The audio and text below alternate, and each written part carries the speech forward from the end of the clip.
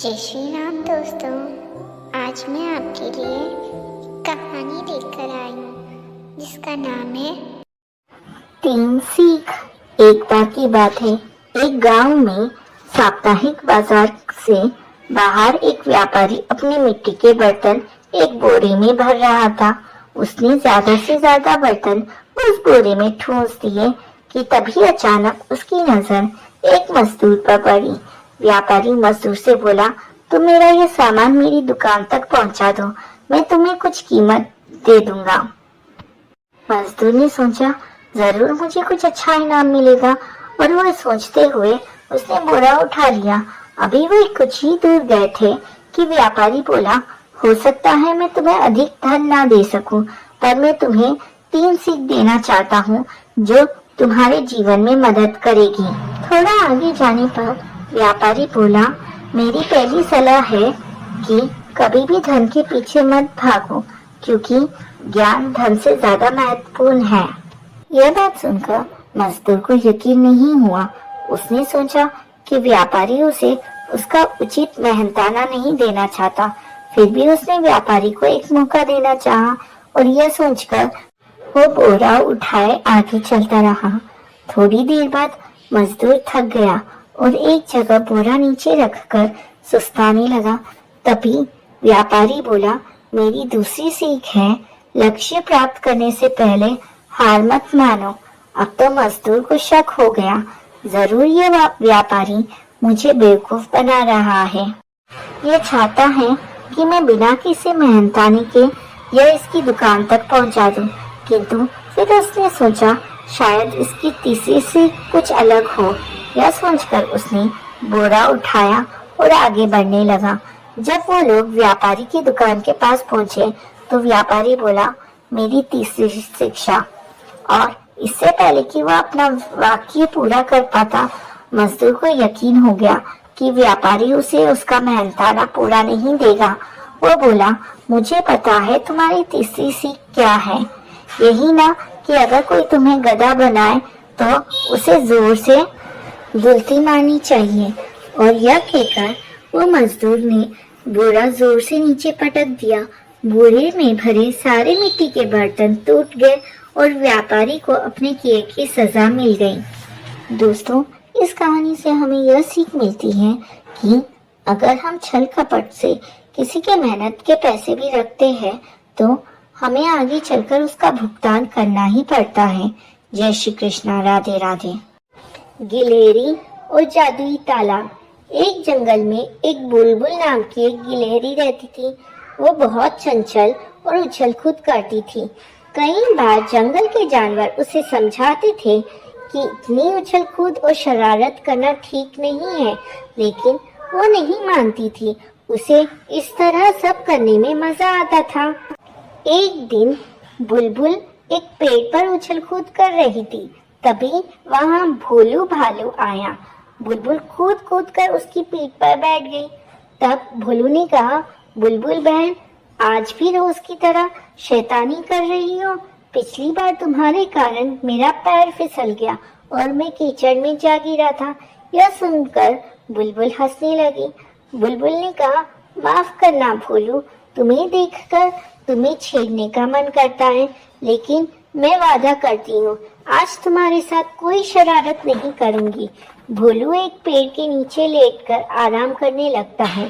कुछ देर बाद बुलबुल की आवाज सुनकर वो उठ जाता है। बुलबुल कहती है, बचाओ बचाओ, मैं यहाँ पेड़ की डाल पर फंस गई हूँ। भोलू वहाँ पहुँचता है तो देखता है बुलबुल अपनी पूंछ के सहारे लटकी हुई है और कभी भी गिर सकती है। वो दौड़कर जाता है और सभी जानवरों को बुला लाता है। बुलबुल कहती है, भाइयों मुझे बचा लो, मैं पेड़ पर चढ़ रही थी, तभी तो टहनियों के बीच मेरी पूंछ अटक गई। कुछ देर बाद जिराफ वहाँ पहुँचता है। वो गिलहरी को पेड़ से छुड़ाकर नीचे रख देता है। बुलबुल सबका धन्यवाद करती है। तब भोलू कहता है, देख लिया शरारत करने का नतीजा, वादा करो आगे से कभी भी शरारत नहीं करोगी। बुलबुल वादा कर लेती है। वो 2 दिन चुपचाप अपना खाना खाकर एक पेड़ पर बैठी रहती है। लेकिन उसका मन बहुत उदास था। उसे तो उछल कूद करने में मजा आता था। एक दिन वो पेड़ पर बैठी थी, तभी उसने देखा चंचल बंदर इधर डाल से उस डाल पर कूद रहा था। यह देखकर बुलबुल का मन भी यही सब करने को होने लगा। अगले दिन उसने फैसला किया कि वह जंगल से दूर दूसरे जंगल में जाकर खेला खेलेगी, जिससे गांव वालों को उसकी शरारत के बारे में पता नहीं लगेगा। सुबह होते ही वो सबसे बचती बचाती दूसरे जंगल में पहुंच गई। वहां पहुंचते ही उसे एक बड़ा सा तालाब दिखाई दिया। उसने सोचा क्यों ना पहले नहा लिया जाए। वह जैसे ही तालाब के पास पहुंची, एक चिड़िया ने उसे आवाज लगाई। वो कहने लगी, बहन, क्या तुम इस जंगल में नई आई हो? इस तालाब से दूर रहना, इसमें कोई भी नहाने नहीं जाता है। उसके शरीर का एक हिस्सा गायब हो जाता है जो भी इस तालाब में नहाता है। बुलबुल ने कहा, वाह, ऐसा कैसे हो सकता है? तुम झूठ मूठ में मुझे डरा रही हो। चिड़िया कहती है, तुम्हारी मर्जी, मैं तो तुम्हें सावधान कर रही थी। जाओ नहाकर देख लो, पता लग जाएगा। बुलबुल नहीं मानी। उसने तालाब में डुबकी लगा ली। उसे बहुत मजा आया। वो बहुत देर तक तालाब में नहाती रही। जब ये तालाब से बाहर निकली तो चिड़िया उसे देखकर हंसने लगी। बुलबुल कहती है, तू क्यों हंस रही है? इस पर चिड़िया कहती है, तुम्हारी पूंछ कहाँ है? बुलबुल ने पलटकर देखा तो उसकी पूंछ नहीं थी। बिना पूंछ के वो बहुत बुरी लग रही थी। बुलबुल रोने लगी और तालाब के पास जाकर उससे अपनी पूंछ वापस मांगने लगी। सुबह से शाम होने लगी, लेकिन तालाब से पूंछ वापस नहीं मिली। हार कर बुलबुल वापस चलने लगी। तभी तालाब से आवाज आई, यह जादुई तालाब है। तुम्हें चिड़िया ने मना किया था यहाँ नहाने के लिए, लेकिन तुम नहीं मानी, इसलिए तुम्हारी पूंछ चली गई। तब बुलबुल बहुत रोते हुए कहती है, मुझे माफ कर दो। अब मैं कभी किसी से बिना पूछे उसकी कोई चीज इस्तेमाल नहीं करूंगी। तालाब कहता है, अब तुम अपने जंगल में जाकर सब जानवरों से माफी मांगो और आज से शरारत करना बंद कर दो। जंगल में सबकी मदद करो, फिर धीरे धीरे तुम्हारी पूंछ वापस आ जाएगी। बुलबुल जंगल में वापस आ जाती है। अगले दिन सब बिना पूंछ की गिलहरी की हंसी उड़ाने लगते हैं, लेकिन बुलबुल बुरा नहीं मानती। वो सबसे माफी मांगती है। फिर वो सबकी मदद करने का वादा करती है। वो बरसात में चिड़िया के बच्चों के लिए दाना लाकर देती है। पेड़ से फल तोड़कर नीचे गिराती है, जिससे भोलू भालू उन्हें उठाकर खा सके। इसी तरह वो सब जानवरों की मदद करने लगती है, जिससे सब उसे दुआएं देते हैं। उनकी दुआओं से उसकी पूंछ धीरे धीरे वापस आ जाती है। यह देखकर गिलहरी बहुत खुश होती है। दोस्तों, ये कहानी से हमें यह शिक्षा मिलती है कि बिना किसी की आज्ञा के हमें उसकी चीज इस्तेमाल नहीं करनी चाहिए। जय श्री कृष्णा। राधे राधे। पापा, आपके हाथ में क्या है? आरवी ने पापा के हाथ में थैला देखकर पूछा। इसमें चप्पलें हैं बेटा, पापा ने थैला नीचे रखते हुए बोला। आप इतनी सारी चप्पलें मेरे लिए लेकर आए हैं? आरवी खुश हो गई। नहीं बेटा, तुम्हारे पास तो पहले से ही कितनी सारी चप्पलें हैं। ये चप्पलें तो मैं उन बच्चों के लिए लाया हूँ जो सड़क के पार बन रही बिल्डिंग के सामने खेलते रहते हैं, पापा ने आरवी को बताया। लेकिन पापा, आप उन बच्चों के लिए चप्पलें क्यों लाए? आरवी ने उत्सुकता से पूछा। तो पापा ने दुखी स्वर में बोला, जब भी मैं उधर से गुजरता हूँ तो वो बच्चे मुझे नंगे पैर खेलते हुए दिखते हैं, इसलिए मैं उनके लिए ये चप्पलें लेकर आया हूँ बेटा। कल मैं ये चप्पलें उन्हें देने जाऊँगा, तुम भी चलना मेरे साथ, पापा आरवी के सिर पर हाथ फेरते हुए बोले। दूसरे दिन आरवी पापा के साथ उन बच्चों के पास गई। उन बच्चों के मम्मी पापा बन रही बिल्डिंग में मजदूरी का काम करते थे। वे बच्चे वहीं धूल मिट्टी में खेलते रहते थे। पापा ने बच्चों को चप्पलें निकाल कर दी। चप्पल पहनकर वो बच्चे बहुत खुश हुए। वो कभी चप्पल पहनकर भागते तो कभी हाथ में लेकर देखते। आरवी ने इससे पहले कभी भी किसी भी बच्चे को इतना खुश नहीं देखा था, वो भी सिर्फ चप्पल के लिए। घर पहुंचकर भी आरवी के दिमाग में बस यही चलता रहा कि चप्पल मिलने पर कोई इतना खुश कैसे हो सकता है, जबकि वो तो दुकान पर 10 जोड़ी चप्पलें देखने के बाद कोई चप्पल पसंद करती है।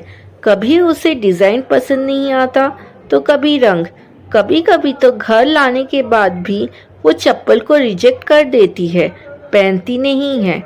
सिर्फ चप्पल ही नहीं, वो तो हर चीज़ के लिए ही ऐसा करती है। क्या हुआ बेटा, क्या सोच रही हो? पापा ने उसे परेशान देखकर पूछा। पापा, मैं यह सोच रही हूँ कि एक साधारण सी चप्पल पाकर भी क्या कोई इतना खुश हो सकता है? आरवी ने आश्चर्य से पूछा। बिल्कुल खुश हो सकता है, पापा तुरंत बोले और एक पल रुककर उन्होंने आरवी से सवाल किया। अच्छा, तो मुझे एक बात बताओ कि चप्पल का क्या काम होता है? आरवी कहती है, चप्पल हमारे पैरों को सुरक्षा प्रदान करती है। बिल्कुल सही कहा तुमने। अब तुम इस बात को समझो कि उन बच्चों के पास चप्पल नहीं थी। वो कंकड़ पत्थरों के बीच खेलते थे जिससे उन्हें चोट लग जाती थी। चप्पल मिलने पर उन्हें इसलिए इतनी खुशी हुई क्योंकि चप्पल उनकी ज़रूरत थी। उसे पहनकर उनके पैर सुरक्षित रहेंगे। क्या फ़र्क पड़ता है कि चप्पल का रंग कौन सा है, डिज़ाइन कैसा है? सबका काम पैरों की सुरक्षा करना ही है। ये बात हर चीज़ के लिए लागू होती है। अगर हम चीज़ों को उनकी ज़रूरत के हिसाब से खरीदें और इस्तेमाल करें तो हमें खुशी मिलती है, पापा ने आरवी को समझाया। आरवी सोचने लगी कि कभी उसे क्लच पेंसिल चाहिए तो कभी डिज़ाइनर पेंसिल, जबकि सभी पेंसिल का काम तो लिखना ही है। वो तो ज़्यादातर चीज़ों के रंग रूप को देखकर ही खरीदती है, इसलिए वो चीज़ों का महत्व नहीं समझ पाती और उसे वो खुशी हासिल नहीं होती जो उसने उन बच्चों के चेहरे पर देखी है।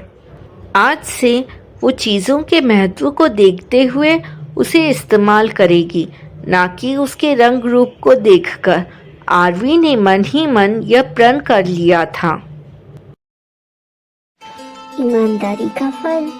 एक छोटे से गांव में रामू नाम का एक गरीब लड़का रहता था। उसके पिता एक किसान थे और माँ घरेलू महिला थी। रामू अपने माता पिता की इकलौती संतान था। वो बहुत मेहनती और ईमानदार था। उसके माता पिता ने उसे हमेशा अच्छाई और सच्चाई का पाठ पढ़ाया था। एक दिन रामू स्कूल से घर लौट रहा था, तभी उसे रास्ते में एक बटुआ पड़ा हुआ मिला। उसने बटुए को उठाया और देखा कि उसमें काफी सारे पैसे थे। रामू ने सोचा, यह पैसे तो किसी को बहुत काम आ सकते हैं, मुझे इसे उसके मालिक तक पहुंचाना चाहिए। उसने बटुए में रखे पते को देखा और उस दिशा में चल पड़ा। वो पता गांव के एक धनी व्यापारी का था। रामू ने उनके घर जाकर दरवाजा खटखटाया। व्यापारी ने दरवाजा खोला और रामू को देखकर आश्चर्यचकित हुआ। रामू ने विनम्रता से बटुआ उन्हें वापस कर दिया। व्यापारी ने बटुआ खोलकर देखा और पाया कि सभी पैसे सुरक्षित थे। वो रामू की ईमानदारी से बहुत प्रभावित हुआ। व्यापारी ने रामू से पूछा, तुम्हें पता था कि इस बटुए में इतने सारे पैसे हैं, फिर भी तुमने इसे वापस कर दिया, तुमने ऐसा क्यों किया? रामू ने जवाब दिया, सर, मेरे माता पिता ने मुझे सिखाया कि ईमानदारी सबसे बड़ी दौलत है। यह पैसा मेरा नहीं है, इसलिए मैं इसे आप तक वापस लाया हूँ। व्यापारी रामू की बात सुनकर बहुत प्रसन्न हुए और उसे इनाम के रूप में कुछ पैसे दिए। उस व्यापारी ने रामू के माता पिता से भी मुलाकात की और उनकी परवरिश की प्रशंसा की। रामू ने उन पैसों से अपनी पढ़ाई पूरी की और बड़ा होकर वो एक सफल व्यक्ति बना। उसने समाज में ईमानदारी और अच्छाई का महत्व समझाया और सभी को प्रेरित किया। बच्चों, इस कहानी से हमें यह सीखने को मिलता है कि ईमानदारी हमेशा फल देती है और अच्छाई का मार्ग हमेशा सफलता की ओर ले जाता है। किताबों की कहानी आज भी गांव में एक मिसाल के रूप में सुनाई जाती है। एक बार की बात है, दो चूहे बहुत अच्छे दोस्त थे। एक चूहा शहर में रहता था और दूसरा गांव में, लेकिन दोनों एक दूसरे की खबर वहां आने जाने वाले चूहों से लेते रहते थे।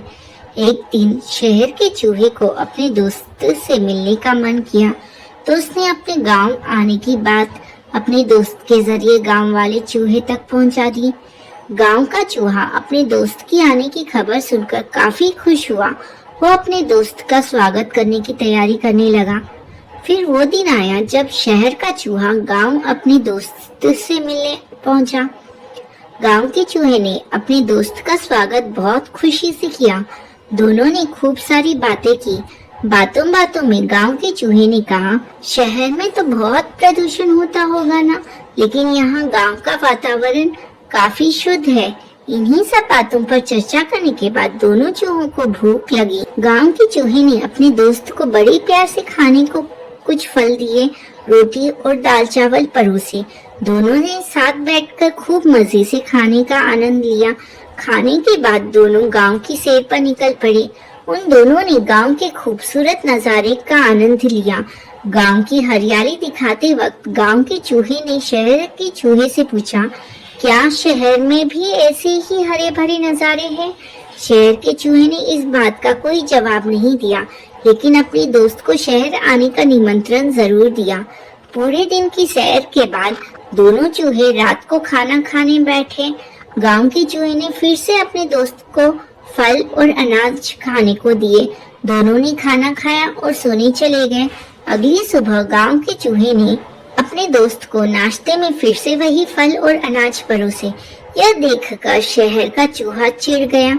उसने चिढ़ते हुए गांव के चूहे को कहा, तुम्हारे यहाँ क्या हर रोज हर वक्त एक ही खाना खाया जाता है? क्या इन सब के अलावा कुछ और खाने को नहीं है क्या? शहर के चूहे ने अपने दोस्त को कहा, चलो इसी वक्त शहर चलो, वहाँ देखना कितनी आराम की जिंदगी है और कितनी प्रकार की चीजें खाने के लिए है। गांव का चूहा अपने दोस्त के साथ चलने को तैयार हो गया। दोनों ही चूहे शहर की तरफ निकल पड़े। शहर पहुंचते पहुंचते रात हो गई। शहर का चूहा एक बड़े से घर में बिल में रहता था। उतना बड़ा घर देख गांव का चूहा आश्चर्यचकित रह गया। फिर उसने देखा टेबल पर कई तरह के खाद्य पदार्थ रखे हैं। दोनों चूहे खाने के लिए बैठ गए। गांव के चूहे ने पनीर का टुकड़ा चखा। उसे पनीर काफी पसंद आया और उसने तुरंत उसे चट कर दिया। अभी दोनों खाना खा ही रहे थे कि उन दोनों को बिल्ली की आवाज सुनाई दी। शहर के चूहे ने गांव के चूहे को तुरंत बिल में छुपने को कहा। उसने बोला, दोस्त जल्दी से बिल में छुपो, नहीं तो बिल्ली हमारा शिकार कर लेगी। वो दोनों दौड़कर बिल में छुप गए। गांव का चूहा काफी डर गया था। थोड़ी ही देर में बिल्ली वहां से चली गई और दोनों बाहर आ गए। शहर के चूहे ने गांव के चूहे को हिम्मत देते हुए कहा, अब कोई डर नहीं मित्र, वो बिल्ली जा चुकी है। ये सब तो जीवन का हिस्सा है, सामान्य बात है। इसके बाद दोनों ने फिर से भोजन करना शुरू किया। अभी गांव के चूहे ने ब्रेड खाना ही शुरू किया था कि दरवाजे पर आवाज हुई और एक लड़का एक बड़े से कुत्ते के साथ अंदर आने लगा। गांव के चूहे को डर और बढ़ गया और उसने इसके बारे में शहर के चूहे से पूछा।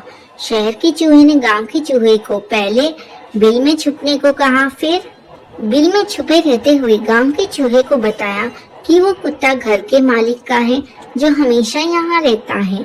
कुत्ते के जाने के बाद दोनों चूहे बिल से बाहर आए। इस बार गांव का चूहा पहले से भी ज्यादा डरा हुआ था। शहर का चूहा गांव के चूहे से कुछ कहता उससे पहले ही गांव के चूहे ने जाने के लिए इजाजत मांगी।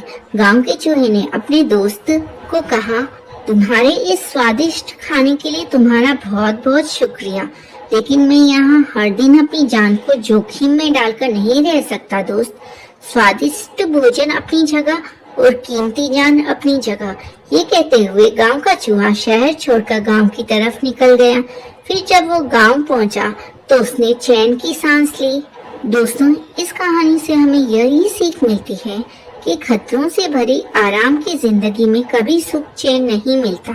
साधारण लेकिन सुरक्षित जीवन ही सुखी जीवन है। वर्धमान नामक शहर में एक कुशल व्यापारी रहा करता था। जब उस राज्य के राजा को उसकी कुशलता के बारे में पता चला तो राजा ने उसे अपने राज्य का प्रशासक बना दिया। व्यापारी की कुशलता से आम व्यक्ति से लेकर राजा तक सभी बहुत प्रभावित थे। कुछ समय बाद व्यापारी की लड़की की शादी तय हुई। इस खुशी में व्यापारी ने बहुत बड़े भोज का आयोजन किया। इस भोज समारोह में उनके राजा से लेकर राज्य के सभी लोगों को आमंत्रित किया गया। इस समारोह में राजघराने में काम करने वाला एक सेवक भी आया, जो गलती से राज परिवार के सदस्यों के लिए रखी कुर्सी पर बैठ गया। उस सेवक को कुर्सी पर बैठा देख व्यापारी को बहुत गुस्सा आता है। गुस्से में व्यापारी उस सेवक का उपहास कर समारोह से भगा देता है। इससे सेवक को शर्मिंदगी महसूस होती है और वो व्यापारी को सबक सिखाने की ठान लेता है। कुछ दिन बाद जब वो राजा के कमरे की सफाई कर रहा था तो उस समय राजा कच्ची नींद में होता है। सेवक मौके का फायदा उठाता है और बड़बड़ाना शुरू कर देता है। सेवक बोलता है, व्यापारी की इतनी हिम्मत जो रानी के साथ दुर्व्यवहार करे। यह सुनकर राजा नींद से उठ जाता है और सेवक को कहता है, क्या तुमने कभी व्यापारी को रानी के साथ दुर्व्यवहार करते हुए देखा? सेवक तुरंत राजा के पैरों में गिरकर उनसे माफी मांगने लगता है और कहता है, मैं रात में सो नहीं पाया, इसलिए मैं कुछ भी बड़बड़ा रहा हूँ। सेवक की बात सुनकर राजा सेवक को कुछ नहीं बोलता, लेकिन उसके मन में व्यापारी के लिए शक पैदा हो जाता है। इसके बाद राजा ने व्यापारी के राजमहल में प्रवेश पर पाबंदी लगाकर उसके अधिकार को कम कर दिया। अगले दिन व्यापारी किसी काम से राजमहल में जाता है तो उन्हें पहरेदार दरवाजे पर ही रोक देते हैं। पहरेदार का यह व्यवहार देखकर व्यापारी को आश्चर्य होता है। वहीं पास में खड़ा राजा का सेवक जोर जोर से हंसने लगता है और पहरेदार से कहता है, तुम्हें पता नहीं तुमने किसे रोका है? यह बहुत ही प्रभावशाली व्यक्ति है जो तुम्हें यहाँ से बाहर निकलवा सकते हैं। इन्होंने मुझे अपने बोझ समारोह से निकलवा दिया था।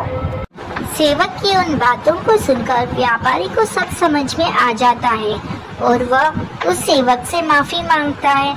साथ ही वह उस सेवक को अपने घर दावत के लिए आमंत्रित करता है।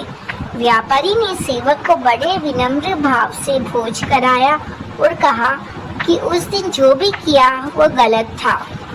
व्यापारी से सम्मान पाकर सेवक खुश होता है और कहता है, आप परेशान ना हो, राजा से खोया हुआ सम्मान आपको जल्दी वापस दिलाऊंगा। दोस्तों, हमें इस कहानी से यह सीख मिलती है कि किसी को छोटा समझकर उनका मजाक नहीं उड़ाना चाहिए। सभी का सम्मान करना चाहिए। किसी को नीचा दिखाने से एक दिन खुद भी अपमान का सामना करना पड़ता है। एक बार की बात है, सीतापुर गांव में जीन धन नाम का एक बनिया रहता था। उसका काम कुछ अच्छा नहीं चल रहा था, इसलिए उसने धन कमाने के लिए विदेश जाने का फैसला किया। उसके पास कुछ ज्यादा पैसे या कोई कीमती वस्तु नहीं थी, सिर्फ उसके पास एक लोहे का तराजू था। उसने वो तराजू साहूकार को धरोहर के रूप में दे दिया और बदले में कुछ रुपये ले लिए। जीन धन ने साहूकार से कहा कि वो विदेश से लौटकर अपना उधार चुकाकर तराजू वापस ले लेगा।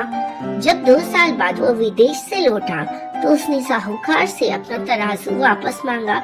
साहूकार बोला कि वो तराजू तो चूहों ने खा लिया। जीन धन समझ गया कि साहूकार की नीयत खराब हो गई है और वो तराजू वापस करना नहीं चाहता।